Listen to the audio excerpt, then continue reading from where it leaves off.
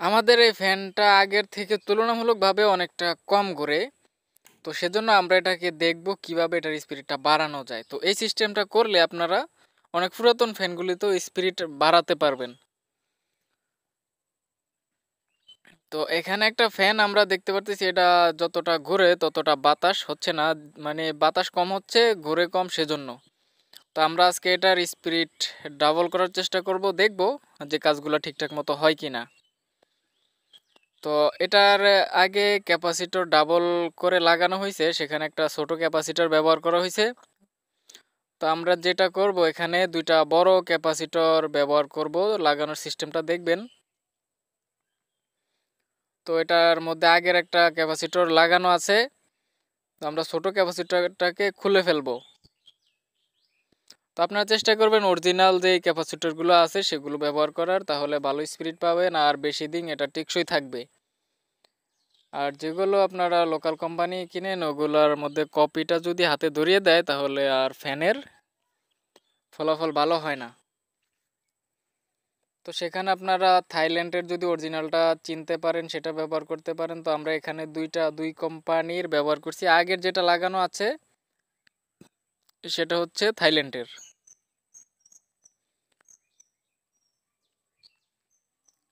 তো আমরা আরেকটা নতুন কোম্পানি এটার সাথে অ্যাড করব। তো অবশ্যই আপনারা এই ক্ষেত্রে ফ্যানের সাথে ফ্যানের রেগুলেটর ব্যবহার করবেন বাড়ানো কমানোর জন্য, কারণ এখন স্পিরিটটা অনেকটা বেড়ে যাবে, সেহেতু আপনারা স্পিরিট বেশি থাকার কারণে ফ্যানের যেই বাতাসটা বেশি হবে আপনারা কমে চালাবেন, আর নয়তো কয়েলের একটু প্রেসার পড়তে পারে। তো এখানে আরেকটা আছে ইরিকশন, এটা নতুন কোম্পানি, এটার গ্যারান্টি দিয়ে থাকে, আমাকে 3 মাসের গ্যারান্টি দিয়েছে। তো আমরা এটাকে এনে এখানে ফিটিং করব। আর রেগুলার টার্মিনালটা আপনি ঝালাই করতে পারলে ভালো হয় আর কি, লুজ কালেকশনের সমস্যাটা থাকে না। তো আপনার কাছে আয়রন থাকলে একটু ঝালাই করে নেবেন, আর না থাকলে তার পেঁচিয়ে রাখবেন ভালো করে। তো এখানে এটা কানেকশন করার সময় তারগুলো সোজা সোজা লাগানোর চেষ্টা করবেন, অর্থাৎ যেটার সোজাসুজি লাগাবেন, লাগালে মনে হয় কানেকশনটা ভালো থাকবে। আর ক্যাপাসিটর তো প্লাস মাইনাস নাই, অথবা যে কোনোভাবে লাগালে সমস্যা নেই। তো চেষ্টা করবেন যাতে একটা সোজা আরেকটা থাকে টার্মিনালগুলো, সেভাবে আপনারা লাগাবেন। তো আমরা ফিটিং করার পরে এখানে টেপিংটা করতে হবে, কারণ এখানে অনেক তারের প্যাচগোছ আছে, টেপিংটা ভালো করে রাখতে হবে।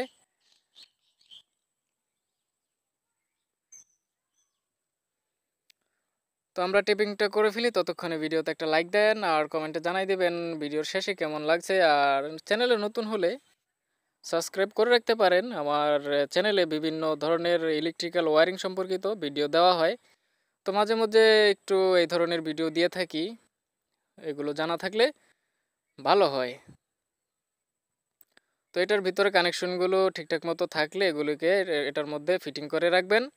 আর যেহেতু এখানে একটা ক্যাপাসিটর বসানোর জায়গা আছে, একটাকে রাখবো, আর যেটা আমরা এক্সট্রা লাগাইছি যেটা নতুন ক্যাপাসিটর সেটাকে আমরা বাইরে রাখবো। তো আপনারা চেষ্টা করবেন নতুন ক্যাপাসিটরই চেঞ্জ করবেন, অর্থাৎ আগেরগুলো চেঞ্জ করে নতুন দুইটা লাগাবেন। আগের যদি পুরনো থাকে সেগুলো চেঞ্জ করে নতুন দুইটা লাগাবেন, তাহলেই ভালো ফলাফল পেতে পারেন।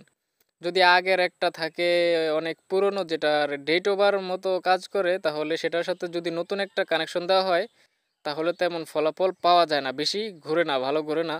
তো যদি আপনারা এরকম সিস্টেমটা ডাবল ক্যাপাসিটর করতে চান তাহলে দুইটাকেই নতুন লাগানোর চেষ্টা করবেন।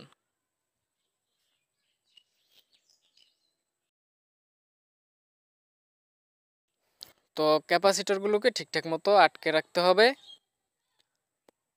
এখন আমরা স্পিরিট টেস্ট করব। আর যেই তার তুর থাকবে এগুলোকে ভাঁজ দিয়ে রাখবেন যাতে একটু সুন্দর দেখা যায়। তো ফ্যানের অবস্থার দিকে কেউ লক্ষ্য করবেন না, এটা অনেক পুরনো ফ্যান, দেখলেই বোঝা যায় এই মডেলের ফ্যান এখন আর মার্কেটে পাওয়া যায় না। তো ফ্যানটার সার্ভিস ভালো, সেজন্য আর কি চেঞ্জ করা হয় না, ঘুরে তো। তো এখন একটু স্পিরিট কমছে, তো ডাবল ক্যাপাসিটর দিয়ে স্পিরিটটা বাড়ানোর চেষ্টা করব, আমাদের কাজ কমপ্লিট। তো এখন সুইচ অন। তো দেখতে পারতেছেন স্পিডটা আগের থেকে খুব তাড়াতাড়ি বেড়ে গেছে।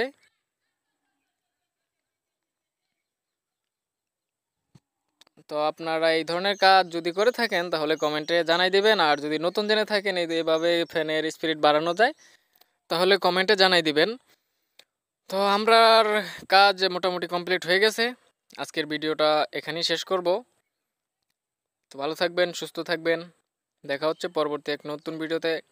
তো ভিডিও শেষে আরেকটু বলতে চাই, অনেকে কমেন্ট করেন, কমেন্টে লাইক দেন না। কমেন্ট করে কমেন্টে লাইক দেবেন, তাহলে সেই কমেন্টটা তাড়াতাড়ি আমাদের কাছে চলে আসে। আপনি যেই কোনো ইউটিউবের কাছে যদি কমেন্টে একটা লাইক দিয়ে দিবেন। স্পিড কন্ট্রোলার লাগাতে ভুলবেন না।